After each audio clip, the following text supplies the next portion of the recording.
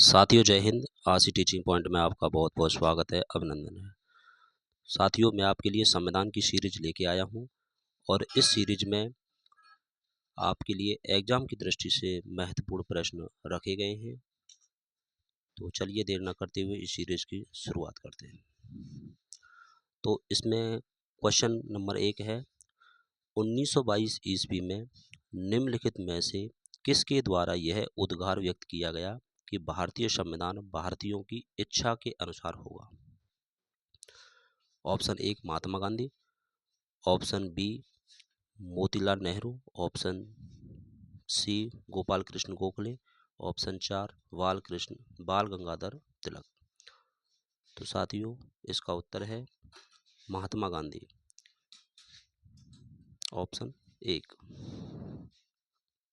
चलिए, तो साथियों यहाँ पे उत्तर ये साथ साथ लिख दिए, लेकिन अगली सीरीज में आपको ये उत्तर दूसरे पृष्ठ पर मिलेंगे, आपको दिखाई नहीं देंगे। चलिए, क्वेश्चन नंबर 2, वर्ष 1942 में किस योजना के तहत यह स्वीकार किया गया कि भारत में एक निर्वाचित संविधान सभा का गठन होगा जो कि युद्ध उपरांत संविधान का निर्माण करेगी? ऑप्शन 1 क्रिप्स योजना, ऑप्शन बी बेबेल योजना, ऑप्शन 3 कैबिनेट मिशन योजना, ऑप्शन 4 माउंटबेटन योजना। तो 1942 में कैबिनेट मिशन योजना के तहत यह व्यक्त किया गया कि युद्ध के उपरांत संविधान सभा का गठन किया जाएगा। तो ऑप्शन 1 क्रिप्स योजना।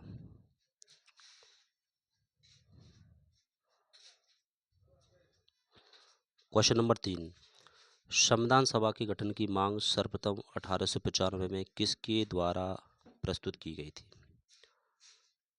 Option 1 Mahatma Gandhi, Jawaharlal Nehru, B R Ambedkar, Bal Gangadhar तिलक। 1895, तो 1895 में संविधान सभा के गठन की मांग बाल गंगाधर तिलक के द्वारा रखी गई थी।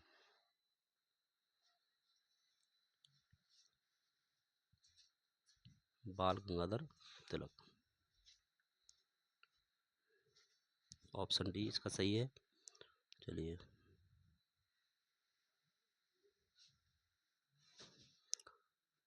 क्वेश्चन नंबर 4, भारत की संविधान सभा गठित करने का आधार क्या था? भारतीय राष्ट्रीय कांग्रेस का प्रस्ताव, कैबिनेट मिशन प्लान, 1940 का भारतीय डोमिनियन के प्रांतीय या राज्य विधानमंडल के प्रस्ताव, भारतीय स्वतंत्रता अधिनियम 1947। तो भारत की जो संविधान सभा का गठन किया था cabinet mission plan, cabinet mission plan के द्वारा भारत की संविधान सभा का गठन किया गया था और ये 1940 में इसका गठन किया गया था। तो ऑप्शन बी इसका राइट आंसर है।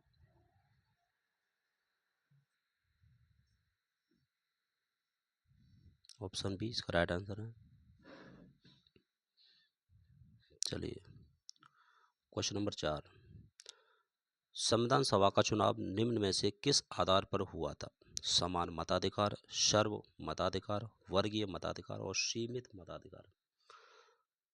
तो संविधान सभा का चुनाव वर्गीय मताधिकार के आधार पर किया गया था। ऑप्शन 3 वर्गीय मताधिकार। संविधान सभा के सदस्य प्रतिनिधि थे जनता के द्वारा निर्वाचित, जनता द्वारा अप्रत्यक्ष निर्वाचित, गवर्नर जनरल द्वारा मनोनीत, कांग्रेस और मुस्लिम लीग द्वारा नामांकित।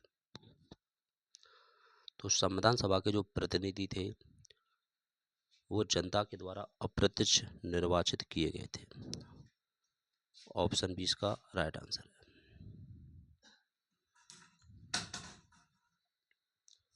प्रारूप समिति के अध्यक्ष कौन थे? बहुत ही आसान क्वेश्चन है और बिना ऑप्शन पढ़े ही आप बता सकते हैं। तो भीमराव अंबेडकर प्रारूप समिति के अध्यक्ष थे। ऑप्शन बी इसका राइट आंसर है।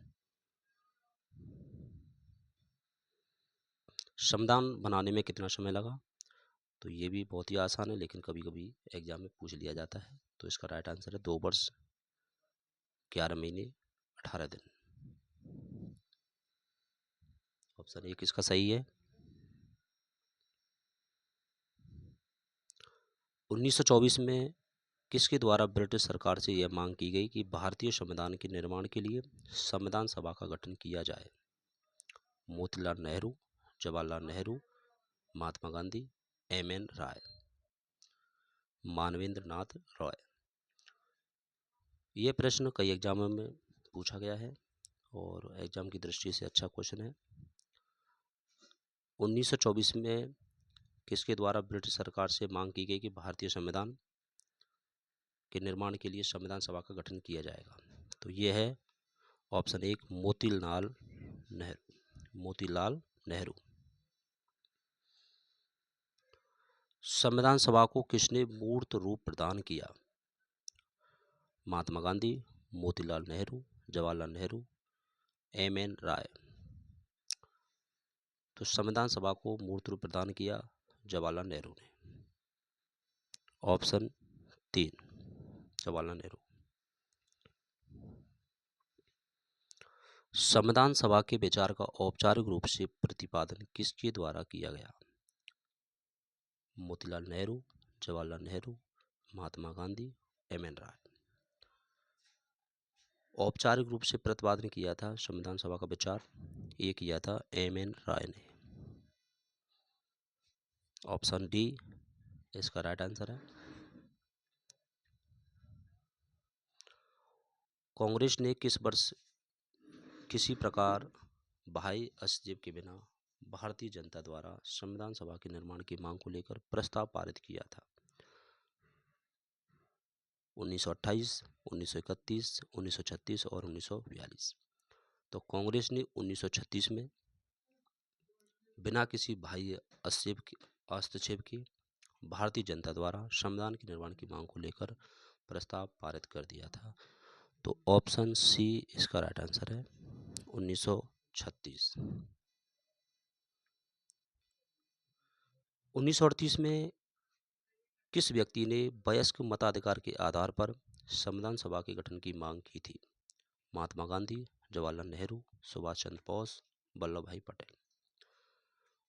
1938 में वयस्क मताधिकार के आधार पर संविधान सभा के गठन की मांग की थी जवाहरलाल नेहरू ने।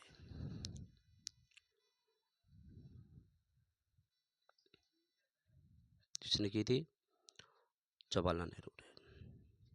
Option B. ऑप्शन 2 इसका राइट आंसर है। चलिए, वर्ष 1942 में किस योजना के तहत यह स्वीकार किया गया कि भारत में एक निर्वाचित संविधान सभा का गठन होगा जो युद्ध उपरांत संविधान का निर्माण करेगी? ये क्वेश्चन रिपीट हो गया है और इसका राइट आंसर है क्रिप्स योजना या Cripps mission plan. Option B. Option A Cripps mission. संविधान सभा का निर्माण किस योजना के तहत किया गया था? बहुत ही आसान क्वेश्चन है और मुझे लग रहा है कि आप बिना ऑप्शन पढ़े ही इसका डायरेक्ट आंसर टिक करेंगे। तो ये योजना थी कैबिनेट मिशन प्लान और ये योजना 1946 में आई थी।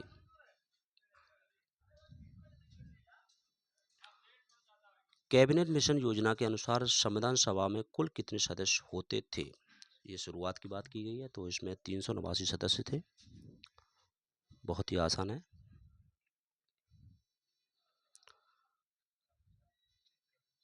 वर्ष 1936 में भारतीय राष्ट्र कांग्रेस द्वारा संविधान सभा के गठन की मांग कहां पर हुए अधिवेशन में रखी गई थी? तो ये हुआ था फैजपुर अधिवेशन। फैजपुर अधिवेशन 1936 में हुआ था और इसमें मांग रखी गई थी संविधान सभा के गठन की।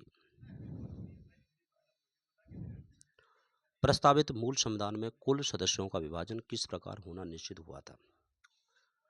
389 सदस्य टोटल थे। अब किस तरह बटे हुए थे 389? ब्रिटिश प्रांतों के प्रतिनिधि, तो ये ब्रिटिश प्रांतों के प्रतिनिधि है तो इसको सही कर लेना है। ब्रिटिश प्रांतों, तो ब्रिटिश प्रांतों के प्रतिनिधि थे 292। देशी रियासतों के जो राजा महाराजा थे उनकी रियासतों से 93 प्रतिनिधि थे। मुख्य कमिश्नरी क्षेत्रों के 4 प्रतिनिधि थे। तो ये उपयुक्त सभी, ये सारे सही हैं। तो ऑप्शन डी इसका राइट आंसर है।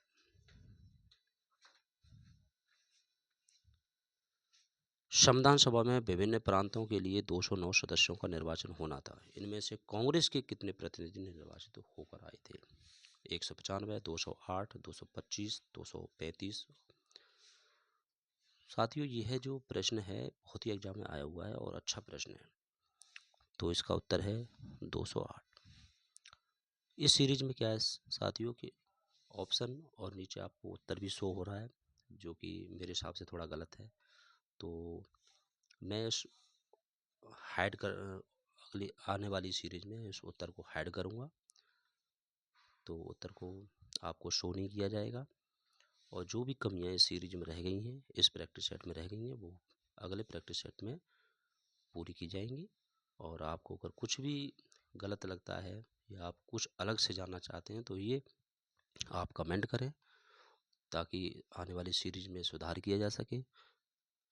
और आपको क्या करना है कि जिस सीरीज को मैं लेके आता हूँ, जिस टॉपिक को मैं लेके आता हूँ, उस टॉपिक का मैं आपको नाम बता दूंगा। आपको उसको पहले लूसेंट से अच्छी तरह से पढ़ना है। उसके बाद जो मैं अगले दिन प्रैक्टिस सेट लेके आऊँगा 40-45 क्वेश्चनों का, फिर आपको एक कॉपी में जैसे प्रश्न नंबर 1 आपको लिखते रहना है कि मैंने इसका प्रश्न का 1 का बी टिक किया या डी टिक किया है। तो लास्ट में आपको देखना है कि मेरे कितने सही हुए हैं, कितने गलत हुए हैं। और इसी तरह हम पढ़ते रहेंगे। और जो भी गलत आपसे हुए हैं दोबारा वीडियो देखें और उनको सही करें। हो सकता है जो आपसे गलत हुआ है वही एग्जाम में पूछ लिया जाए। तो अपनी कमियों को इस तरह दूर करते हुए चलेंगे और बारी बारी से प्रत्येक दिन नई नई सीरीज लेके आते रहेंगे। जैसे आज संविधान सभा है और कल भी संविधान सभा का ही टॉपिक रहेगा, क्योंकि संविधान सभा का टॉपिक थोड़ा बड़ा है। तो इसमें 100 से 150 क्वेश्चन मैं आपके सामने लेके आऊँगा। तो आज एक छोटी वीडियो है जिसमें 35 से 40 क्वेश्चन है। कल हो सकता है कि आपके लिए 50 से 60 क्वेश्चन लेके आएँ। ठीक है साथियों, चलिए शुरू करते हैं। संविधान सभा में विभिन्न प्रांतों के लिए 209 सदस्यों का निर्वाचन होना था। इनमें से कांग्रेस के कितने प्रतिनिधि निर्वाचित होकर आए? तो 208 है। ठीक, चलिए।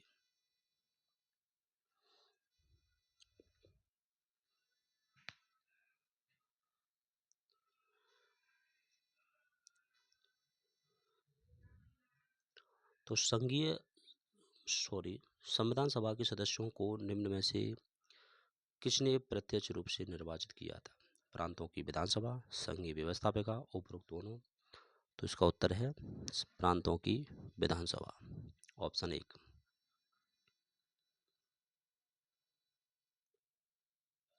संविधान सभा के, चलिए अगले क्वेश्चन पर चलते हैं।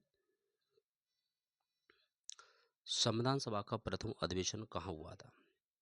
मुंबई, कोलकाता, लाहौर और दिल्ली। तो संविधान सभा का प्रथम अधिवेशन हुआ था दिल्ली में, ऑप्शन डी। और यह ऑप्शन 4 सही है।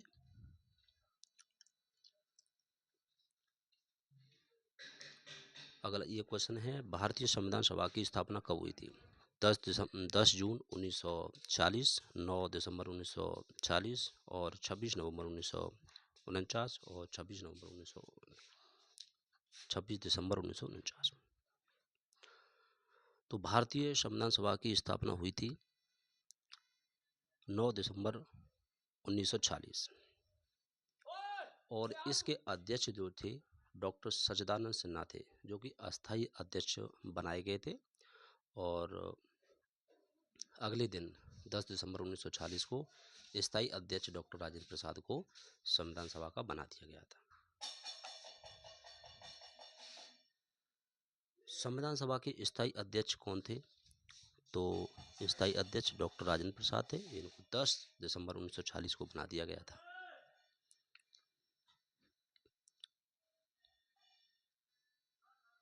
भारतीय संविधान को अपनाया गया संविधान सभा द्वारा, गवर्नर जनरल द्वारा, ब्रिटिश संसद द्वारा और भारतीय संसद द्वारा। तो संविधान सभा द्वारा इसको अपनाया गया। ऑप्शन 1 सही है।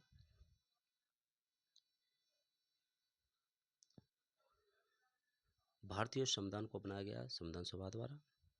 भारतीय संविधान सभा में महिला सदस्यों की संख्या कितनी थी? 10, 12, 13, 15। तो भारतीय संविधान सभा में महिला सदस्यों की कुल संख्या थी 15। ऑप्शन डी इसका राइट आंसर है।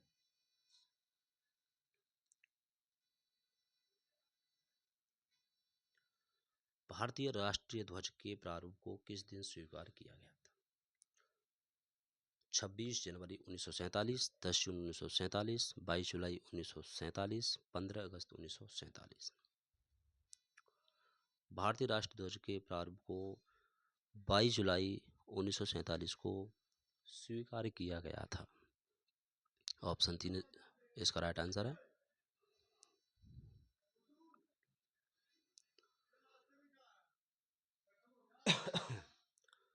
संविधान सभा के प्रारूप समिति में सदस्यों की संख्या कितनी थी?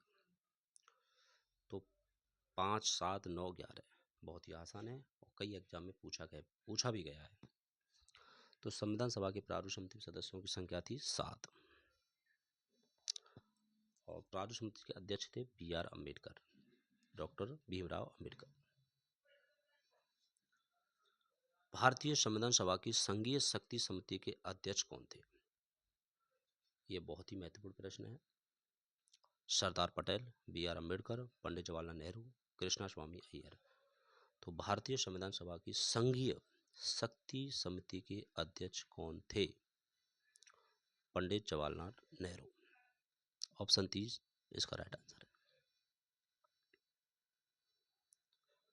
संविधान सभा के कितने सदस्यों ने संविधान पर हस्ताक्षर किया?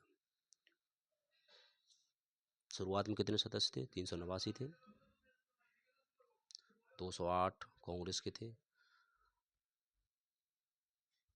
तो 4 चीफ कमिश्नरी के प्रतिनिधि थे।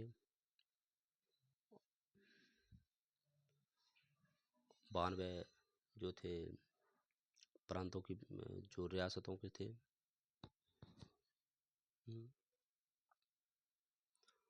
टोटल 284 सदस्यों ने संविधान सभा पर हस्ताक्षर किया, संविधान पर हस्ताक्षर किया। संविधान तो बन के तैयार हो गया, तो उस हस्ताक्षर जो किए थे, साइन जो किए थे, वो 284 सदस्यों ने किए थे। ऑप्शन बी इसका राइट आंसर है। तो आज की वीडियो यही ख़त्म होती है। आपकी मेरी क्लास कैसी लगी आप कमेंट करें। जो भी कमियां रह गई हैं उन्हें भी बताएं, ताकि आने वाली सीरीज में ये कमियों को दूर किया जा सके। और कि आपको क्लास किस तरह से चाहिए वो भी मुझे बताएं। और आपको नई क्लास लाने से पहले मैं आपको बता देता हूं कि ये कल भी ये संविधान सभा के टॉपिक से प्रश्न आएंगे और मैं ये प्रैक्टिस सेट लेके आऊँगा। तो आप संविधान सभा लूसेंट से अच्छी तरह से पढ़ के आएँ, ताकि आप प्रैक्टिस सेट को अच्छे से लगा पाएँ। और कोई भी प्रश्न अगर आप नहीं आता है तो उसको दोबारा वीडियो देख के दोबारा सही करें। हो सकता है कि आने वाले एग्ज़ाम में वही जो आपसे गलत हुआ है वही प्रश्न पूछ लिया जाए। चलिए, जय हिंद, जय भारत।